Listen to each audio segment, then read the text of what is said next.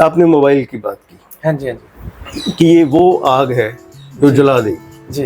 लेकिन इसकी जरूरत भी है। तो वो बच्चा भटकेगा नहीं लाइफ में, वो कहीं बाहर नहीं जाएगा, क्योंकि उसकी जो जरूरत है उसकी पूरी होगी। यानी कि जो चीज अच्छी है वो चीज बुरी भी है, लेकिन हमने लेना क्या है उसमें से, ये हमारे ऊपर डिपेंड करता है कि हम अच्छे का चुनाव करें या बुरे का चुनाव करें। अगर आप बच्चे को सही काउंसलिंग कर दें और उसको अंदर से वो क्वालिटी जगा दें, उसके अंदर की जो इच्छा शक्ति जगा दें, विलिंग पावर उसके स्ट्रॉन्ग कर दें, तो एवरीथिंग इज पॉसिबल। मेरा एक रिकॉर्ड रहा है, मैंने कभी किसी किताब को पढ़ाया ही नहीं, मैं कभी किताब उठाता ही नहीं सर। बच्चा मार्क्स तो ले लेगा सर, उसको प्रैक्टिकल नॉलेज देता हूँ मैं, उसके रूट पे जाके काम करता हूँ। मैं तो उस प्रकार का टीचर हूँ सर, क्योंकि मैं जिस स्कूल से पढ़ा हूँ, गवर्नमेंट स्कूल से पढ़ा हूँ, और गवर्नमेंट स्कूल पढ़ के मैंने यूनिवर्सिटी में टॉप किया है। यानी कि जो मेरी क्लास थी 38 बच्चों की क्लास थी, एक सिंगल बच्चा नहीं था 20 मिनट के बाद जिसको धातुओं का ज्ञान नहीं था। वो हर धातु के बारे में जान चुका था। और उस दिन के बाद उस टीचर का क्वेश्चन मैंने खत्म कर दिया कि जब तक आप अपने लेवल से बच्चों को पढ़ाओगे उस लेवल से बच्चा नहीं सीख पाएगा आपके। इस बच्चे की खुद की क्या नॉलेज है, जब तक आप उसको नहीं परखोगे, उसको यूज नहीं करोगे, उससे टैग नहीं करोगे आप, तो आप बच्चों के साथ जस्टिस नहीं कर सकते। तो ये बहुत ज्यादा कमी है हमारे समाज में कि खुद ही माता पिता भी बच्चे से संकोच करते हैं बात करने में। और जब माता पिता ही संकोच करेंगे बात करने में, खुलकर बात नहीं करेंगे, तो फिर बच्चे का तो हाल क्या होगा। उसमें मैं जसवंत जी ऐसा मानता हूँ सर, टीचर बनना और टीचर कहलाना दोनों में बहुत अंतर है सर। टीचर बनना बड़ा मुश्किल है सर। तो मैं इस पूरी यूनिवर्स में टीचर को गॉड के समान मानता हूँ। बिल्कुल सही बात है। क्योंकि अगर टीचर ने कोई गलत चीज पढ़ा दी ना बच्चे को, तो वो पूरी जिंदगी सही नहीं कर सकते। ये हमारे राष्ट्रपति जी जो है पहले वो कहते थे कि जो अगर रुतबा है, अगर मैं चेयर छोड़ता हूँ किसी के लिए तो टीचर के लिए छोड़ता हूँ कि टीचर का रुतबा सबसे बड़ा है। लेकिन आज बट मैं फिर भी एक एग्जांपल दे रहा हूँ सर, जहाँ जहाँ मैं स्कूलों में रहा हूँ, मैंने कुछ ऐसे एग्जांपल सेट कर दिए आने वाले समय के लिए कि बच्चा अगर बर्थडे बनाएगा तो 13 साल हो गए सर, मुझे 101 पेड़ लगाता हूँ मैं, प्रकृति के नाम एक टीचर का ही मैसेज है। अगर उस मुहिम में हम एक पेड़ भी लगा दें सर, हर जगह ऑक्सीजन होगी सर, हर जगह सुंदरता होगी, हर जगह आप रह सकते हो, सुंदर भारत बन सकता है, सुंदर निर्माण हो सकता है, कचरा साफ हो सकता है। क्योंकि दुनिया में से अगर कचरा को साफ कर सकता है वो कुदरती है, और कोई दुनिया की ताकत नहीं है कचरे को साफ करने। आज मेरा स्कूल पूरा हरियाणा के अंदर, ये मैं तो कहता हूँ कि भारत के अंदर भी कोई, मुझे नहीं लगता कोई केंचुआ खाद बनाता होगा, वर्मी कंपोस्ट पिट कोई स्कूल में तैयार करता होगा। मैंने अपने स्कूल में हेड बनने के बाद सबसे पहले वर्मी कंपोस्ट पिट तैयार करना शुरू किया। एक मैसेज अगर आप दे सकें, मुझे ये लगा है कि फैमिली के साथ फैमिली आपस में मिलकर टाइम नहीं गुजार रही, जिसकी वजह से प्रॉब्लम्स ज्यादा बढ़ रही। आप अपने बच्चों को क्या बताओगे कि किस जैसा बनना है? अगर आपके बच्चों को ये बताना पड़े आज कि ये आपका रोल मॉडल है, आपको इस जैसा बनना है, तो वो ढूंढ के लाओ कहाँ है? वो पेरेंट्स नहीं रहे सर, आप और माता पिता भी नहीं रहे जो बच्चों को भगत सिंह बनाएंगे या बच्चों को सुभाष चंद्र बोस बनाएंगे या चंद्रशेखर आजाद बनाएंगे, या बहुत से इतिहास में नाम है। सिर्फ वैसे तो टीचर की कोई जाति धर्म नहीं होता, पर मुझे बहुत दुख होता है ये कहकर सुनने में कि बहुत बातें ऐसी आती है कि एक टीचर एक बच्चे की जाति को देख करके पेपर को मार्क करता है, उसके मार्क काट लेता है। अगर मेल टीचर है तो उसका फीमेल स्टूडेंट के साथ है। मतलब आप मैं खुल के इस पे बात एक बार हम लोग करें, अवश्य करें सर, है ना? क्योंकि आपके पास भी जानकारी बहुत है और मेरे पास भी जानकारी बहुत है। और जो फीमेल टीचर है जी, मतलब वो मेल बच्चों के साथ उसका रिलेशन है कि जब लोग मुझे कह देते हैं कि इन्होंने बनना क्या है बच्चों ने, ये तो जिस परिवेश से आते हैं, इनके माता पिता पढ़े लिखे लोग नहीं है, तो मेरा एक प्रयास ये रहता है कि कोई बात नहीं, इस देश के नागरिक तो हैं और अच्छे बच्चों को तो कोई भी पढ़ा लेगा। ये मेरा परम सौभाग्य है, मैं ऐसे बच्चों को पढ़ा रहा हूँ जिनका कोई नहीं है, और हम उन बच्चों को तलाश रहे हैं जिनको कोई गाइडेंस नहीं मिल रही, और वो अच्छे बन रहे हैं, एक अच्छे कलाकार बन रहे हैं, अच्छे बन के सर्विस में आ रहे हैं। तो काम तो वो करना चाहिए जिसको कोई नहीं करता सर, हम उनमें से हैं, जो कोई नहीं करता हम उसको करते।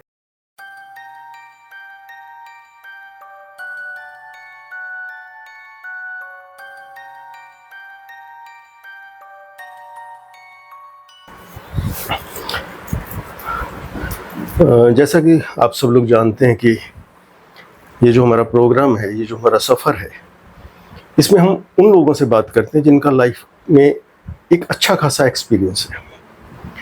तो आज हम पहुंचे हैं अम्बाला कैंट में और हमारी मुलाकात हो रही है प्रदीप जी से।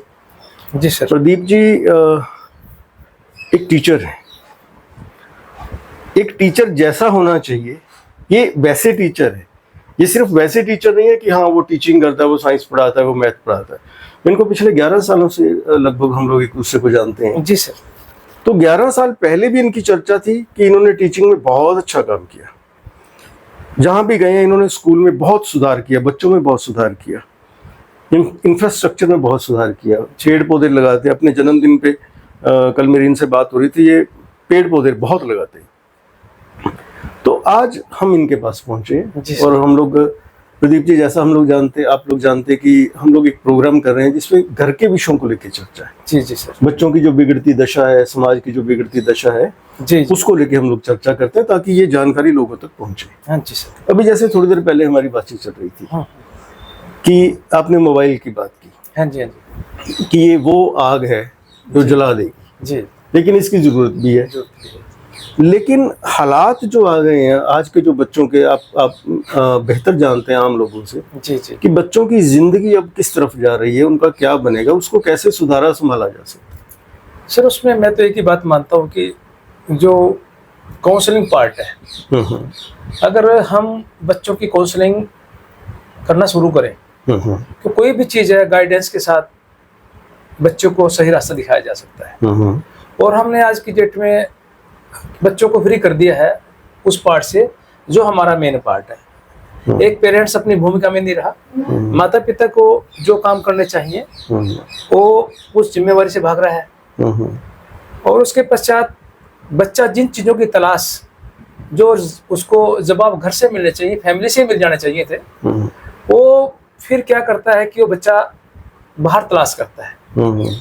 और वो जो जानकारी उसको चाहिए होती है, जैसे कि माता पिता एक अच्छा गाइड कर सकता है, बच्चों को सही गाइड कर सकता है, लेकिन जब वो बच्चा वो जानकारी घर से ना लेकर के बाहर से लेना शुरू करता है, तो जो हवा परिवेश में है, ज्यादातर लोगों का ये रहता है कि इस बच्चों को गाइड की जगह मिसगाइड किया जाए। क्योंकि जिस क्वेश्चन का जवाब वो चाहता है उस क्वेश्चन में सामने वाले का सोच और इंटरेस्ट देखा जाता है कि वो किस लेवल की सोच का इंसान है जिससे वो बच्चा उस विषय में बात करना चाहता है।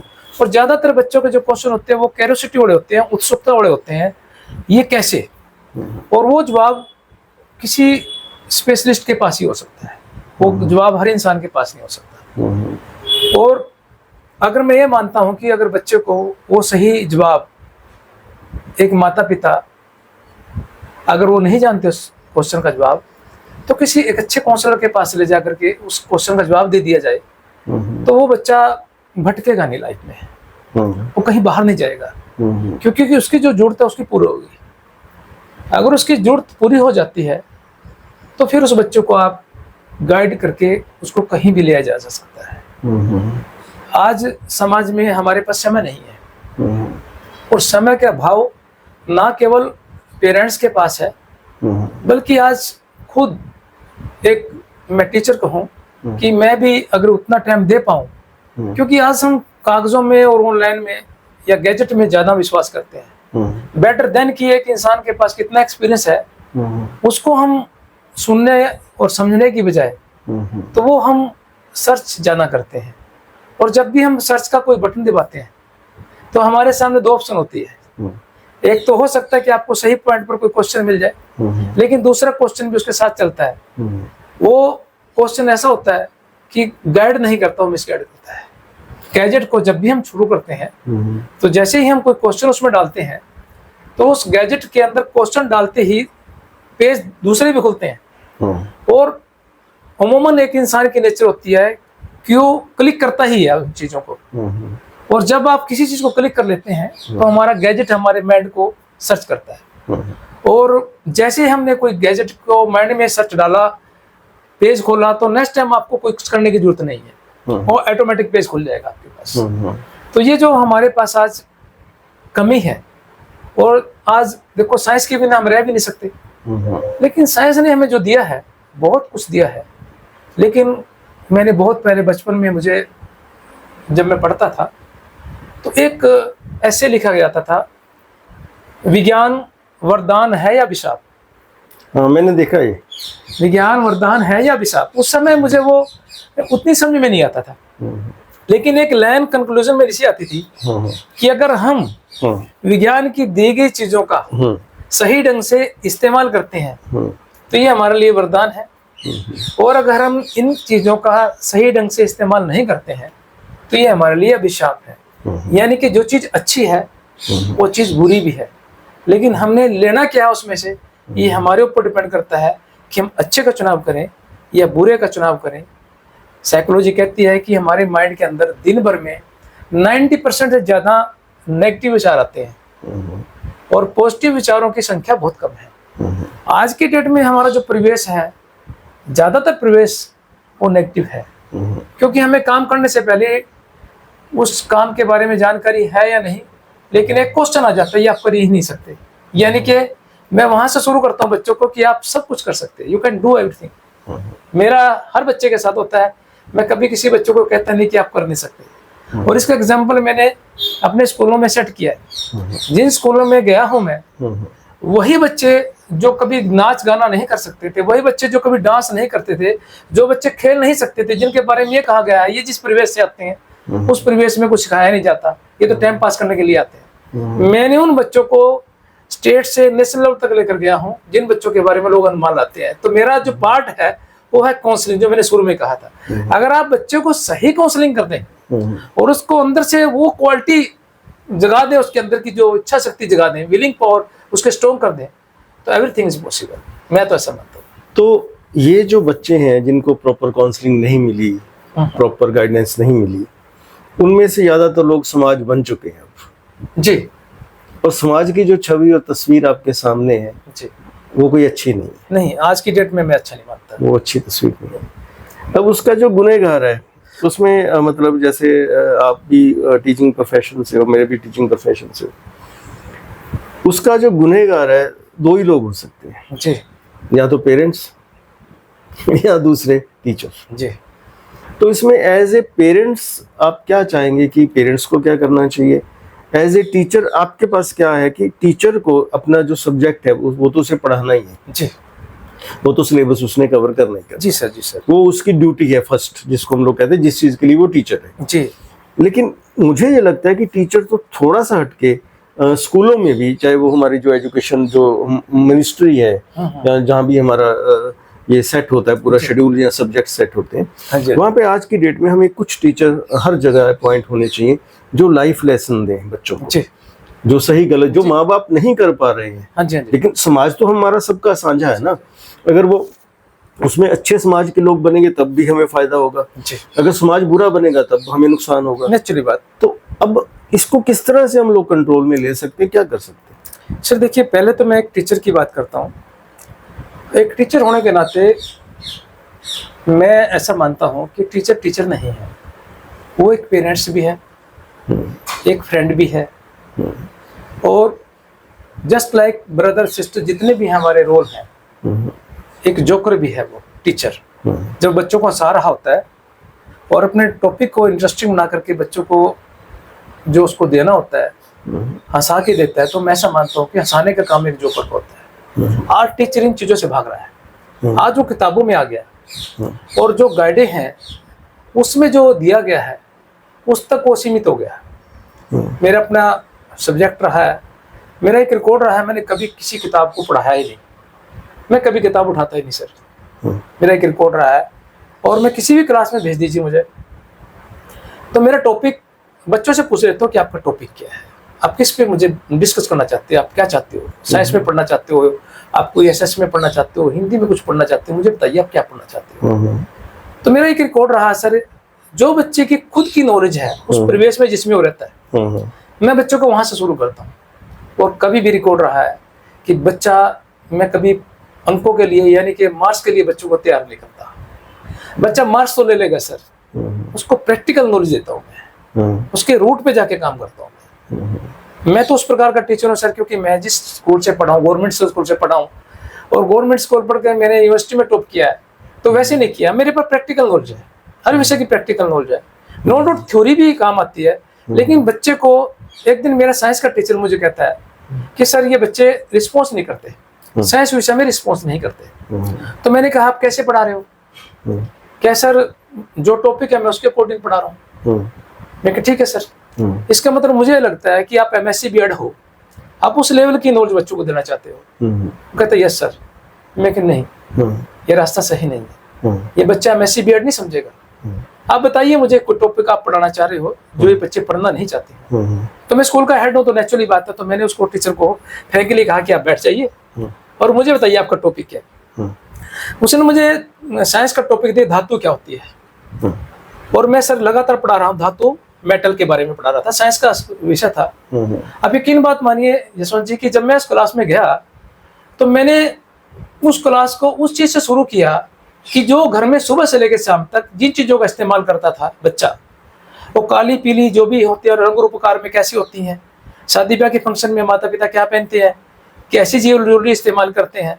तो मैंने उस बच्चे में एवरीथिंग, यानी कि जो मेरी क्लास थी 38 बच्चों की क्लास थी, एक सिंगल बच्चा नहीं था 20 मिनट के बाद जिसको धातुओं का ज्ञान नहीं था। वो हर धातु के बारे में जान चुका था। और उस दिन के बाद उस टीचर का क्वेश्चन मैंने खत्म कर दिया कि जब तक आप अपने लेवल से बच्चों को पढ़ाओगे उस लेवल से बच्चा नहीं सीख पाएगा आपके। इस बच्चे की खुद की क्या नॉलेज है, जब तक आप उसको नहीं परखोगे, उसको यूज नहीं करोगे, उससे टैग नहीं करोगे आप, तो आप बच्चों के साथ जस्टिस नहीं कर सकेंगे। तो आपको लेवल पे डाउन आना पड़ेगा, उस बच्चे के IQ पे आना पड़ेगा। और हर बच्चा कुछ ना कुछ प्रतिभा लिए होता है, ये परखना जांचना एक टीचर का काम है कि उसको उस प्रतिभा को कैसे परखे। लेकिन हम वहां तक नहीं रहे। टीचर ने आज सिर्फ और सिर्फ अपने पढ़ाने तक सीमित कर लिया। यानी कि अगर मैं कहूँ कि सर एक टीचर केवल क्लास टाइम में ही बच्चों को स्टडी करके पढ़ा सकता है, तो एक्स्ट्रा टाइम तो उसको लगाना पड़ेगा, एक्स्ट्रा काउंसलिंग बच्चों को देनी ही पड़ेगी, क्योंकि सारे बच्चे एक जैसे नहीं होते। कोई बच्चा इशारे से चल जाता है, किसी बच्चे को थोड़ा डांटना भी पड़ता है, किसी बच्चे को समझाना पड़ता है। यानी रोल टीचर को बहुत ज्यादा है। लेकिन उससे भी ज्यादा रोल, आपने दूसरा क्वेश्चन किया कि पेरेंट्स का क्या रोल है। नो डाउट सर, आज की डेट में बच्चा हमारे पास, अगर स्कूल की बात, टाइमिंग की बात करूं, लगभग 6 से 7 घंटे का बच्चा हमारे पास रहता है। ज्यादातर टाइम वो बच्चा समाज में रहता है, अपने माता पिता के पास रहता है। अब अगर मैं काउंसलिंग की बात करूं तो ये बहुत ज्यादा कमी है हमारे समाज में कि खुद ही माता पिता भी बच्चे से संकोच करते हैं बात करने में। और जब माता पिता ही संकोच करेंगे बात करने में, खुलकर बात नहीं करेंगे, तो फिर बच्चे का तो हाल क्या होगा। क्योंकि मैं तो बच्चों को अक्सर पेरेंट्स को ही कहता हूँ कि मेरे पास तो बच्चा 7 घंटे रहता है। बच्चा तो मैक्सिमम 24 में से 17 घंटा तो बच्चा आपके पास रहता है। अब मैं 7 घंटे में जो पढ़ा रहा हूँ, 17 घंटे में तो 0 होकर मेरे पास आ रहा है ना। आपकी जिम्मेवारी क्या बनती है? आप क्यों नहीं जज करते? आप टीवी में बच्चों को अगर देख रहे हैं, आपका बच्चा मोबाइल यूज कर रहा है, तो क्यों कर रहा है, कैसे कर रहा है? आपने दिया तभी कर रहा है। अगर नहीं उसको दोगे, मोबाइल के बारे में बता दोगे बच्चा ये आपके काम की चीज नहीं है, तो वो नहीं करेगा। जब आप ही उसके हाथ में पकड़ाओगे, बच्चा झूठ बोलना कहाँ से सीखेगा? बच्चा झूठ बोलना माता पिता सिखाते हैं। कोई बाहर बेल मार रहा है और बाहर से देख करके माता पिता कह देते हैं, बच्चों को भेज देते हैं, जाओ बच्चे बेटा जाओ, पापा तो घर पे नहीं है। तो पापा तो घर में बैठे हो, तो झूठ बोलना किसने सिखाया उसको? उसको गाली देना किसने सिखाया? उसकी माँ ने, उसके पेरेंट्स ने सिखाया। सही बात। पहला तो टीचर माँ बाप ही है उसका। उसको झूठ बोलना, चोरी करना किसने सिखाया? अगर माता पिता ने डांटा होता, टोका होता, तो कभी चोरी न करता। क्योंकि चोरी करने के बाद बच्चे की माता जो है, माँ जो खास करके, उसकी गलतियों को छुपाती है, पिता तक वो आने नहीं देती। और जब आती है तो वो इतना हो जाता है, इतना गुबार हो जाता है कि उसमें सुधार की गुंजाइश कम हो जाती है। तो माँ को मैं इसमें गुरु मानता हूँ। जो माँ बच्चों को बना सकती है, पिता नहीं बना सकता। सर माँ का बहुत बड़ा रोल है। पिता तो बाहर की रोज दे सकता है बच्चों को, जो परिवेश है, आज का एटमॉस्फेयर है उसके बारे में, और वो करता भी है। और ज्यादातर अटैचमेंट बच्चों की माँ से रहती है, क्योंकि जरूरतें माँ पूरी करती है। पेरेंट्स तो कमाने के लिए, पिता तो सवेरे निकल जाता है, शाम को आता है, उसको सारी बातों का ज्ञान तो नहीं होता। अगर माँ बाप दोनों चाहें, बच्चों को काउंसलिंग करके उसको कुछ भी बनाया जा सकता है। मेरे पास, जैसे आपने काउंसलिंग की बात की और मदर फादर की बात की, मेरे पास लोग आते हैं काउंसलिंग के लिए, और आप हैरान होंगे, वो ये कहते हैं कि आप इसकी काउंसलिंग कर दो बच्चे की। मैं ये कहता हूँ कि इसकी काउंसलिंग की जरूरत नहीं है, आपको काउंसलिंग की जरूरत। यस। वो कहते हैं हमें कुछ नहीं सीखना, हमें कुछ नहीं चाहिए जी। आप पैसे लो, इसकी 2 क्लास 3 क्लास लगाओ और इसके दिमाग में जो डालना है डाल दो। और हमें सिर्फ 2 चीजें चाहिए, एक तो ये पढ़ाई पे ध्यान दें और ये मोबाइल ना यूज करें। मतलब ये मेन डिमांड है कि मोबाइल ना यूज करें और पढ़ाई पे ध्यान दें। इसके लिए आप 10,000 ले लो, 15,000 ले लो, जो लेना आपको ले लो, क्योंकि जो प्राइवेट स्कूल है जी उनकी फीसें बहुत ज्यादा फीस है चंडीगढ़ में, क्योंकि मैं तो ट्राई सिटी में रहता हूँ, तो उसकी वजह से जी वो कहते हैं कि हम लोग पे कर सकते हैं, इससे ज्यादा हमारा कोई रोल नहीं जी। अब यहाँ आप क्या कर सकते हैं, क्योंकि वो तो पेरेंट्स तो कह रहे हैं कि हमारा रोल ही नहीं है। हाँ, उसमें सर ये देखिए कुल मिलाकर के सारे पेरेंट्स ऐसे तो नहीं है, संख्या में हो सकते हैं, लेकिन मैं ऐसा नहीं मानता। कुछ पेरेंट्स जो पढ़े लिखे पेरेंट्स हैं जिनको हम समझाते हैं और हमारी बात को मान भी जाते हैं, लेकिन गांव के अंदर अगर हम जाते हैं आज की डेट में, तो बहुत से पेरेंट्स को वाकई में कोई नॉलेज नहीं होती सर, कोई उनको वाकई में नॉलेज नहीं है। यानी कि वो बच्चे को एक बर्डन समझ करके अपने से उतारने वाली बात है कि स्कूल तक छोड़ दिया उसने कि सारा काम टीचर ही करेगा, और वो सुबह से लेकर शाम तक, क्योंकि हमारा देश है बड़ा देश है, तो रोजगार के लिए निकल जाते हैं। सुबह निकलते हैं और शाम को लेट आते हैं, और जब सुबह से लेकर माता पिता मजदूरी करके आते हैं, शाम को बच्चों की तरफ ध्यान नहीं दे सकते। तो ये हमारे देश के अंदर एक विडंबना भी है, क्योंकि बहुत से पेरेंट्स के पास टाइम ही नहीं है कि बच्चों को काउंसलिंग करें। वो तो सुबह उठते हैं, शाम तक काम करते हैं, उनका तो रूटीन सुबह खाना, शाम तक सोना। उसमें तो कुछ जिम्मेवारियां देखो गवर्नमेंट की भी बनती है कि बच्चों को कुछ ऐसे काउंसलिंग सेंटर खोले, ऐसे काउंसलर पैदा करे जो स्पेशल काउंसलिंग के लिए हों, जो गांव में जाएं, स्कूलों में जाएं, और माता पिता की भी काउंसलिंग करें, बच्चों की भी काउंसलिंग करें, तब जाकर हम देश को महान कर सकते हैं। क्योंकि महान देश होने के लिए एजुकेशन का, शिक्षा का, टीचर का, पेरेंट्स का, बच्चों का बहुत बड़ा रोल है। क्योंकि जिन्होंने कल को समाज बनना है वो तो बच्चे हैं। और हम एक ही चीज को श्रृंगार कर सकते हैं या बिगाड़ सकते हैं, वो बच्चे हैं। अगर कल आने वाले समाज की अगर हमें तस्वीर बदलनी है तो बच्चों की तस्वीर बदलनी पड़ेगी जी। और बच्चे टीचर के हाथ में या पेरेंट्स के हाथ में, ये दोनों ही चीजें हैं। और ये दोनों जो संस्थाएं हैं आज की तारीख में, मैं जैसे अभी आपने कहा कि संख्या की बात है, तो बहुत से पेरेंट्स ऐसे नहीं है, तो मैं भी यही कहूंगा कि संख्या की ही बात है। ज्यादातर पेरेंट्स ऐसे नहीं है जी, और ज्यादातर टीचर आप जैसे नहीं है। मैं ये सच कहता हूँ सर, मैंने टीचर्स के साथ पिछले 15-20 साल गुजारे जी। टीचर कहता है कि मुझे सिर्फ सैलरी तक मतलब है जी, इससे ज्यादा मेरा कोई लेना देना नहीं, मेरा सब्जेक्ट पूरा है, इससे ज्यादा मेरा कोई लेना देना नहीं। अब बिलीव करेंगे सर, आप प्रिंसिपल हैं, एक प्रिंसिपल आती है मेरे पास जी, मैं जगह का नाम नहीं लूंगा, नहीं तो वो चीजें थोड़ी खुल जाती हैं। यस। बहुत अमीर है वो मेरे पास गाड़ी से आती है जी, और आती भी 60-70 किलोमीटर से। मैं 2000 सीटिंग का लेता था, पर सीटिंग 2000 में चार्ज करता हूँ, तो वो 2000 देने के लिए तैयार है जी। अब वो मेरे पास आई क्यों? वो कहते हैं कि हम 3 लोग घर में हैं, एक मेरी बेटी है और मेरा एक हस्बैंड है जी, और हम तीनों अलग अलग दुनिया है। वो टीवी से नहीं हटता, बेटी मोबाइल से नहीं हटती जी, तो हम तीनों में कोई बातचीत नहीं होती, ना हमारी कोई बातचीत होती, मतलब कोई हमें कोई तालमेल नहीं। मैं फिर आपको याद करूँ, वो प्रिंसिपल है एक स्कूल की जी, पैसे की कोई कमी नहीं है, घर वाले के पास भी पैसे की कोई नहीं, गाड़ी से मेरे पास आती है, 2000 मुझे अलग से देती जी जी। मैंने उनसे कहा कि मैम मैं बहुत सिंपल सी बात है आपसे कहूँगा, आपको वो काम की आप उस पर कर नहीं पाओगे। सर वो मेरे को 10-12 सीटिंग्स उसने ली, वो चली गई जी। एक प्रिंसिपल को जब ये उसके घर का हालात ये है, मैंने पीछे भी एक वीडियो डाला था कि हम लोग जब टीचर रखते हैं सर्टिफिकेट देख लेते हैं, ये MA M.Ed है या BA B.Ed है, या इसने ये किया है, या इसकी स्पेशलाइजेशन इस लाइन में है, लेकिन उसके घर में दिक्कत है। उसमें मैं जसवंत जी ऐसा मानता हूँ सर, टीचर बनना और टीचर कहलाना दोनों में बहुत अंतर है सर। टीचर बनना बड़ा मुश्किल है सर, किसी को टीच करना ना, तो को +2 का टीचर, BA का टीचर भी प्राइवेट स्कूलों में पढ़ा रहा है, लोग उसको भी टीचर बोलते हैं। टीचर बहुत बड़ी चीज है सर, टीचर का वर्ड ही बहुत थोड़ा बड़ा वर्ड नहीं है ये। आप ये मान के चलो कि अगर मैं ऐसा मानता हूँ कि अगर गॉड कोई चीज है, गॉड को लोग मानते हैं कि परमात्मा कोई चीज है, तो मैं इस पूरी यूनिवर्स में टीचर को गॉड के समान मानता हूँ।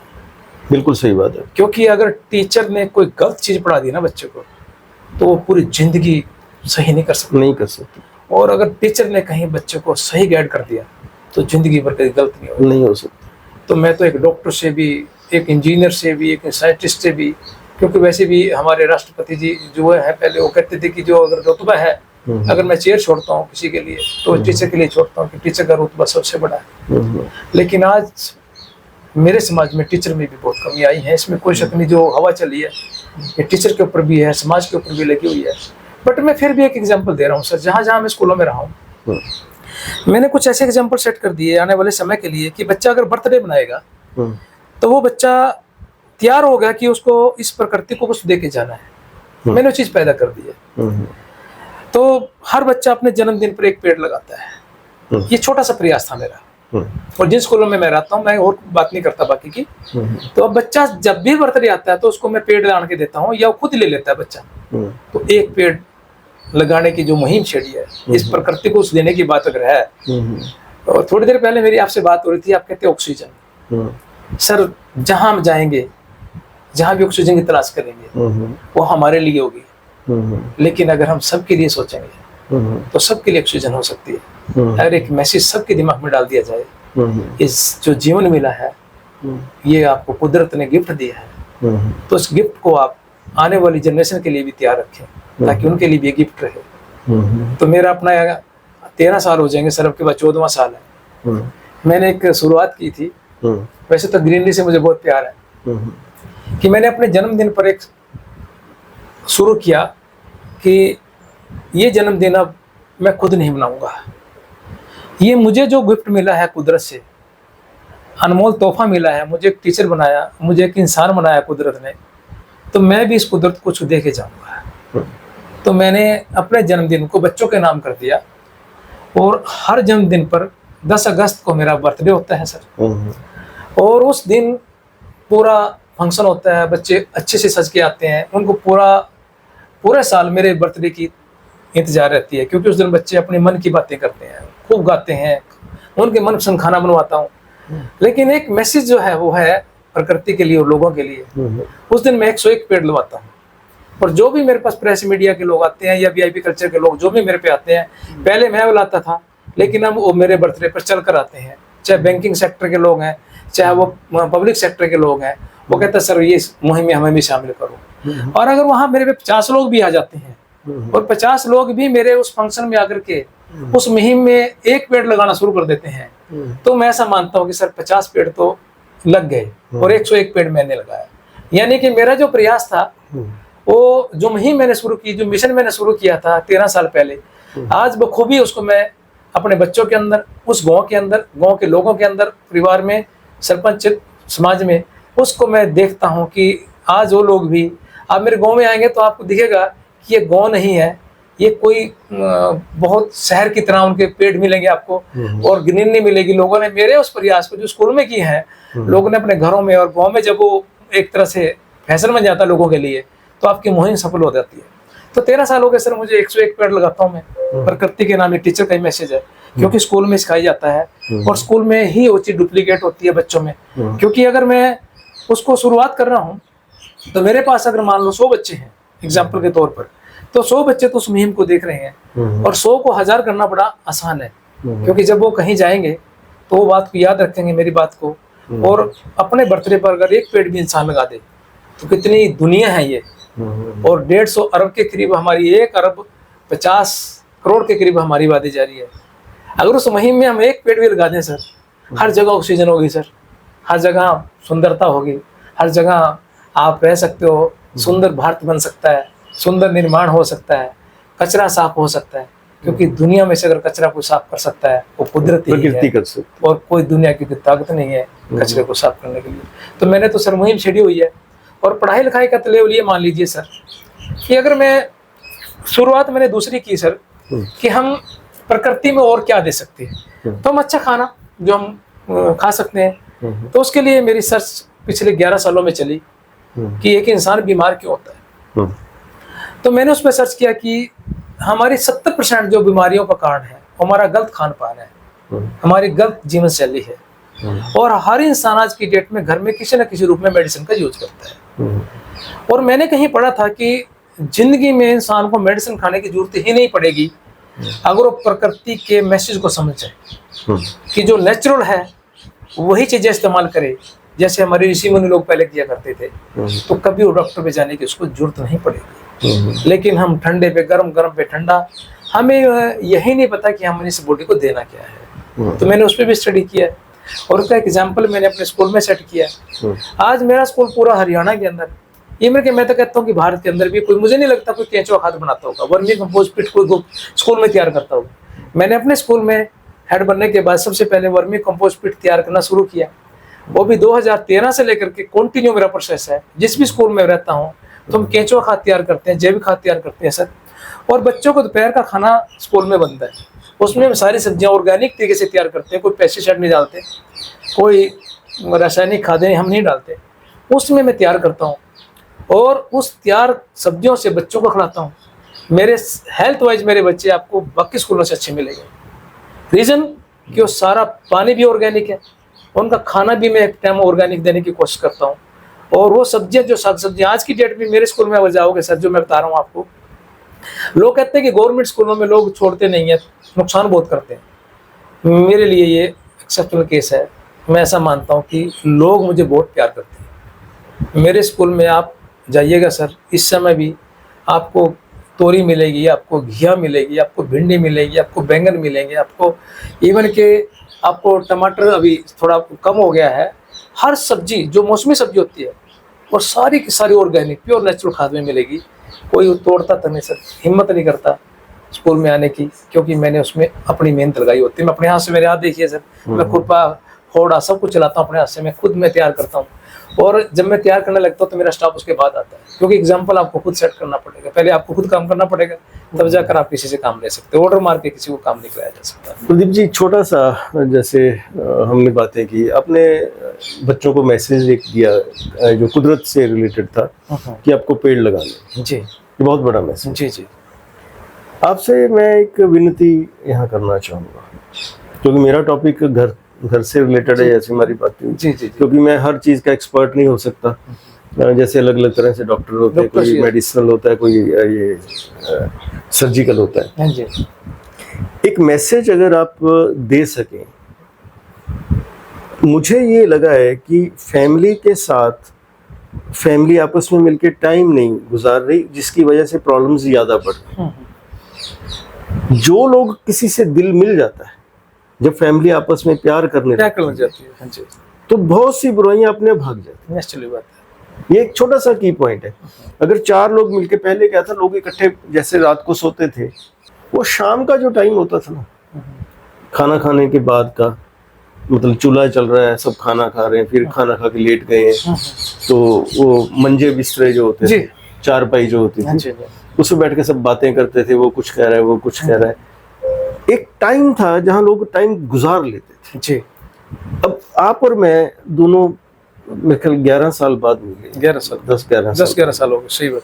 हमने अगर क्वालिटी टाइम उस वक्त गुजारा होगा तो कितने लोग थे, हजारों लोग थे जो मिले थे। नेचुरली बात है। लेकिन उनमें से हम और आप इकट्ठे हुए हैं। वो भी मैंने आपको कल फेसबुक पे देखा, आपका एक न्यूज लगी हुई थी। जी जी। तो वहां से मेरा ये मानना है कि अगर हम लोग एज ए टीचर, जी, या दोनों की बात करें, जी हाँ जी, कि ये मैसेज दें लोगों को कि अपनी फैमिली के साथ टाइम गुजारो। जी। और ज़्यादा इससे बड़ा मैसेज अभी अगर ना दें, जी, कि पेरेंट्स को भी ये कहें कि आपको हफ्ते में 2 दिन में या डेली आपको अपनी फैमिली के साथ कम से कम इतना टाइम आप गुजारो, तो लोग शायद बच जाएंगे। नहीं, मैं तो सर आपके साथ एग्री करता हूँ उस पर, क्योंकि कुल मिलाकर के मैंने जो स्टडी किया है कि जो माहौल है, वातावरण है, एटमॉस्फेयर है, वो हमारे रिश्तों को बहुत मजबूत करता है। एटमॉस्फेयर, आप किसी को जी कह के बुलाते हो तो दूसरा भी जी में जवाब देगा।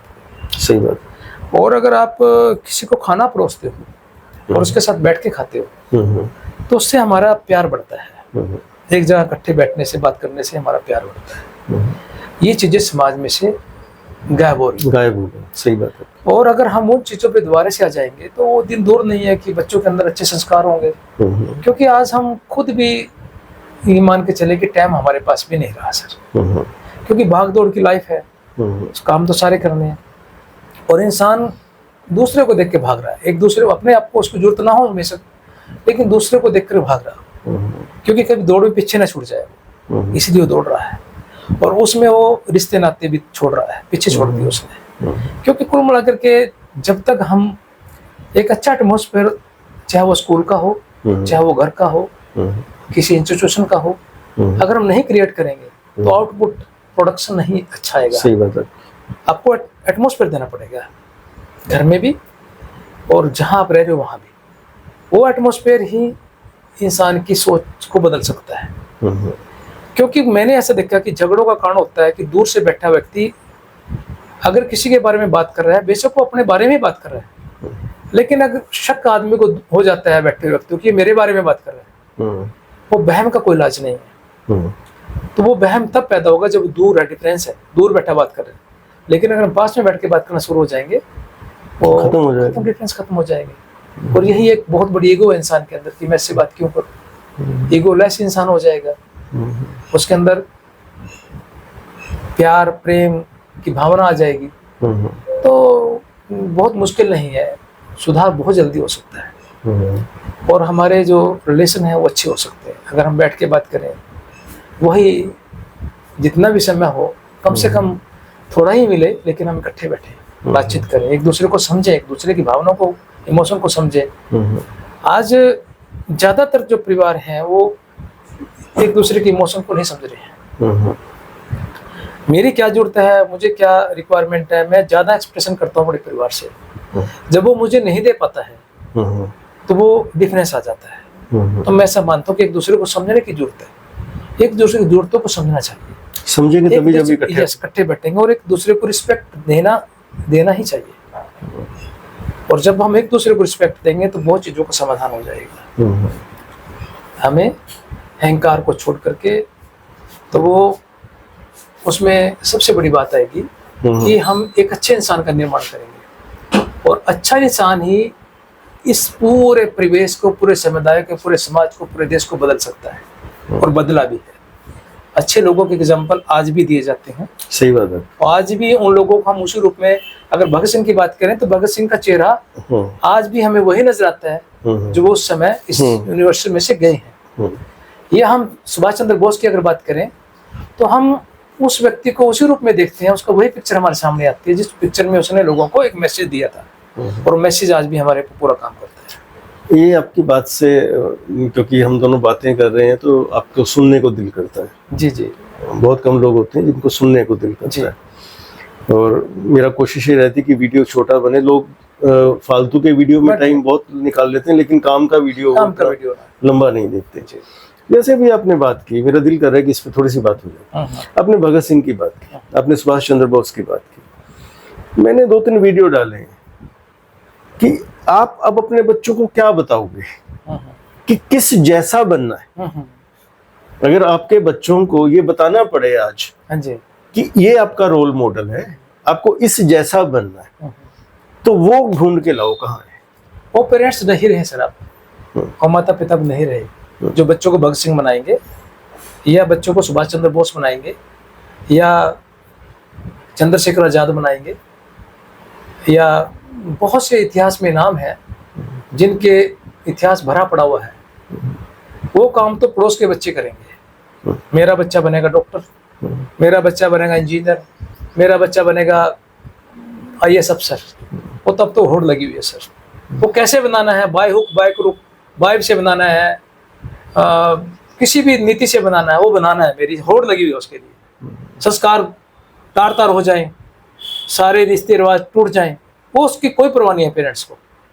और ये जो डिफरेंस आ रहा है आज समाज में, उसका सबसे बड़ा कारण यही है कि हम दौड़ रहे हैं लेकिन बिना टारगेट के, दूसरे की भावनाओं को छोड़ करके दौड़ रहे हैं, दूसरे को समझे बिना दौड़ रहे हैं। और ये आने वाले समय के लिए अगर यही चला तो हम अपने एक अच्छे राष्ट्र के निर्माण को, एक अच्छा जो हम सोच रहे हैं निर्माण बनाने की, तो शायद हम नहीं कर पाएंगे। तो मुझे यहाँ एक लगता है कि जब ये बात मेरे सामने क्वेश्चन आया, ये जो रोल मॉडल का था, तो मैंने कमांड संभाली जी, और मैं अपने बच्चों के लिए रोल मॉडल बन गया। अब मेरा पॉइंट पकड़ रहे हो? जी जी जी। कि जब मुझे ये कमी महसूस हुई कि अब मैं किसको दिखाऊं, तो मैं खुद बन गया। यस।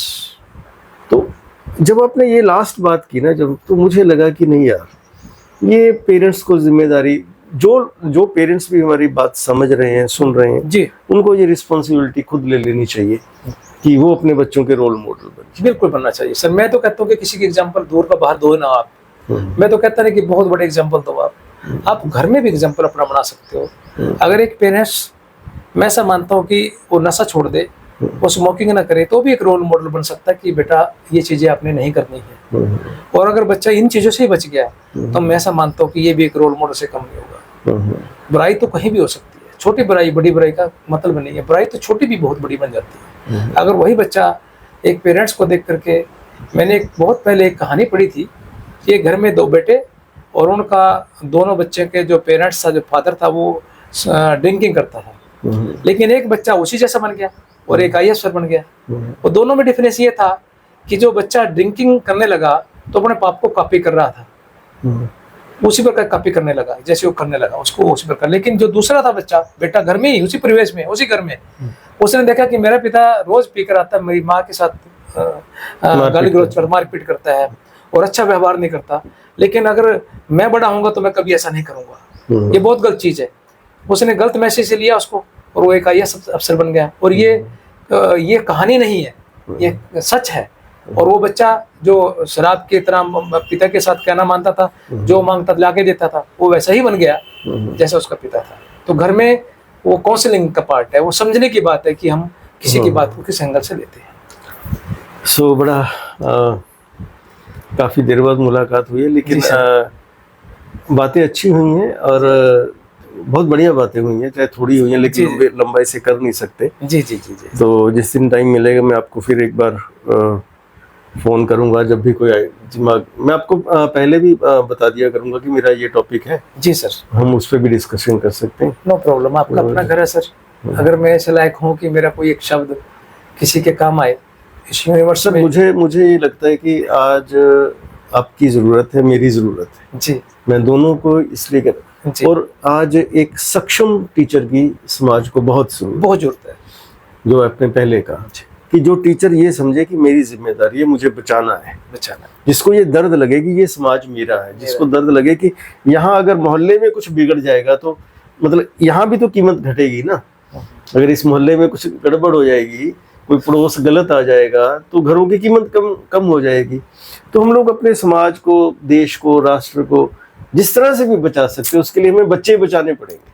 सर वैसे तो टीचर की कोई जाति धर्म नहीं होता, पर मुझे बहुत दुख होता है ये कहकर सुनने में कि बहुत बातें ऐसी आती है कि एक टीचर एक बच्चे की जाति को देख करके पेपर को मार्क करता है, उसके मार्क काट लेता है। ऐसे टीचर को मैं टीचर नहीं कहूँगा, वो तो टीचर बनने के लायक ही नहीं है सर।